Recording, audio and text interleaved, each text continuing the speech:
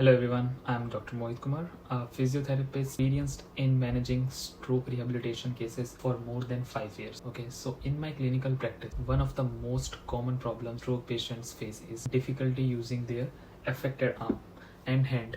Okay, so many patients struggle with lifting the arm, opening the fingers, holding objects, or performing daily activities like eating, dressing, okay, and then grooming. So recovery of the upper limb affect after stroke is often slower than recovery of our lower limbs in walking. So that is why proper therapy techniques of upper limb is important. So in this video I will explain different physiotherapy techniques that we can use to improve upper limb recovery. Okay, so this includes mostly for sensory stimulation technique, that is like icing, brushing, tapping, vibration, as well as weight bearing exercise. Then we can do PNF patterns movements. Okay, then electrical stimulation, mirror therapy, constraint induced movement therapy, that is known as CIMT also.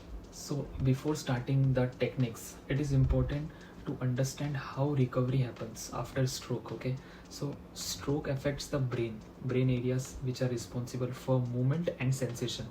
Because of this, patients may develop weakness, stiffness, loss of coordination, and reduced sensation also in the affected side of arm also and leg also. However, the brain has a powerful ability called neuroplasticity. This means the brain can recognize itself and form new neural connections, okay, even after stroke. So physiotherapy helps stimulate these connections by repeating specific movements and tasks for sensory inputs, which gradually improves motor control in the end. Okay, so that is why early and consistent rehabilitation is important. Okay, so now I want to talk about the importance of Brunnstrom stages, okay, in stroke. So in stroke rehabilitation we often use something called Brunnstrom stages of motor recovery. So these stages helps physiotherapists and patients to understand how the patient's movement is progressing after stroke. Okay, so stage 1 is the flaccid stage, where there is almost no movement in the affected limb is there. Okay, patient can't move anything. So stage 2 and 3, when slowly patients start to develop some movement and synergy patterns, spasticity. Okay, so in stage 4 and 5 the patient gradually gains better voluntary control and coordination. Okay, so these stage 6 represent near to normal movement with improved control. So understanding these stages helps us select the right exercises and therapies for each phase of recovery. So sensory facilitation in stroke. Now let's talk about sensory facilitation technique. Okay, so after stroke, the brain often loses proper sensory feedback from the affected limb to the brain. Because of this, patients may feel disconnected from their affected side or arm or leg, and they are not able to activate muscles effectively because of their sensory control also. So sensory facilitation technique helps stimulate receptors in the skin and muscles, which send signals back to the brain and help improve motor activation. So common sensory facilitation techniques and that we use in stroke rehabilitation includes icing. Okay, then we can do brushing, tapping, and vibration. So these are very important. Let us understand these technique one by one.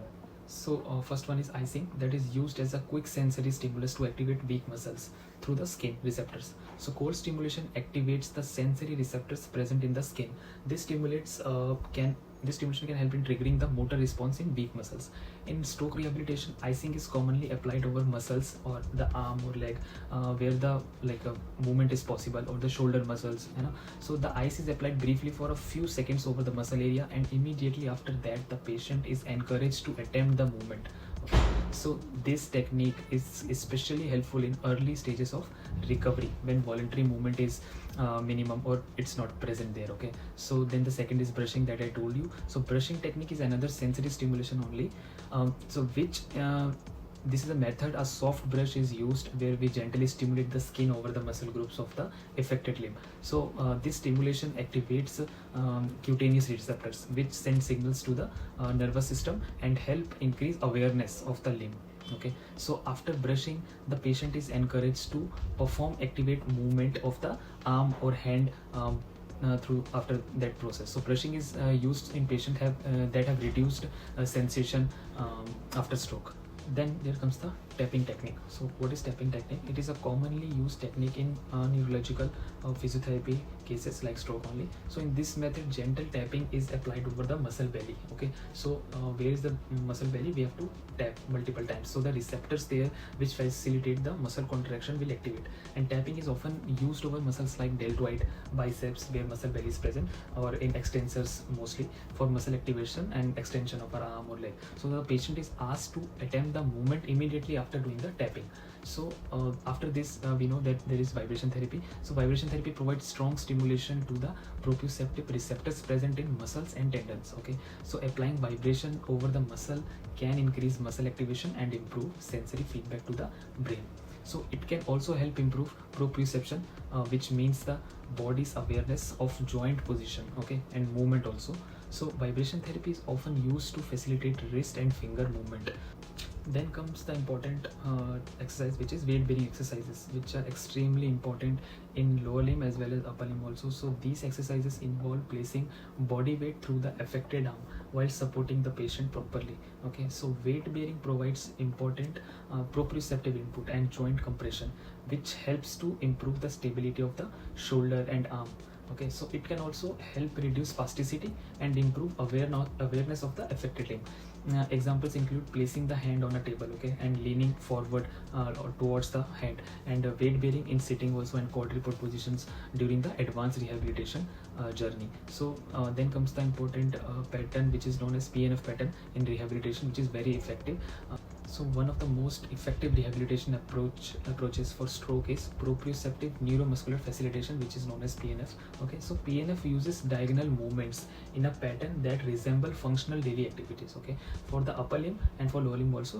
So the two major patterns are D1 and D2. So the D1 flexion pattern resemble the motion used when bringing food towards the mouth. Okay, so the D2 flexion pattern resemble the motion used which reaches upward or outward. Okay, so these diagonal pattern help to improve the coordination and muscle activation and functional movement control. Now comes the modality part, which is functional electrical stimulation, which is like the most important modality, also known as FES in stroke rehabilitation. So in this technique, small electrical impulses are dribbled through electrode placement on the skin over specific muscle like deltoid. Okay, so these impulses help stimulate the muscles to contract, which improves muscles activation and prevents muscle wasting. Okay, so FES is commonly used for wrist extension and finger extension training in stroke patients. It also helps strengthen the connection between the brain and the affected muscles. Okay, so after FES we have mirror therapy, which is simple but powerful rehabilitation technique. Okay, so in this method a mirror is placed in such a way that the patient sees the reflection of the healthy hand, okay, moving. So the brain interprets this reflection as if affected hand is moving, okay, normally. So it is like a trick game with it. So this visual illusion activates mirror neurons in the brain, which helps stimulate motor recovery in the affected limb. So mirror therapy is especially used for hand movement recovery and motor relearning. Constraint induced movement therapy. So constraint induced movement therapy, commonly known as CIMT, is another important therapy in stroke rehabilitation. Okay, so in this approach the healthy arm is temporarily restricted. Okay, so that is then encourage the patient to use the affected arm more efficiently. This forced use of the affected limb helps the brain to relearn motor control and improve functional ability of the affected side. So CIMT has shown strong evidence in improving hand and arm function in stroke patients. Okay, so the importance of combined induced therapy in stroke rehabilitation. No single therapy alone is enough. So the best results are achieved when we combine sensory stimulation techniques with the motor training with electrical stimulation and other exercises and functional exercises and task specific training. Okay, so the structured rehabilitation program designed by a physiotherapist helps the patient progress gradually through different stages of recovery. Okay, so consistency and regular therapy play a major role in achieving better functional outcomes after stroke. So for one-on-one consultation, if you want a more detailed understanding of your stroke case recovery and personalized rehabilitation strategies, so you can connect with me. for one-on-one video call consultation or on-call consultation. So during the consultation, I will provide you the detailed case assessment of your condition, personalized rehabilitation planning, and monthly exercise strategies. Okay, and regular follow-up will be taken and monitored through the progress.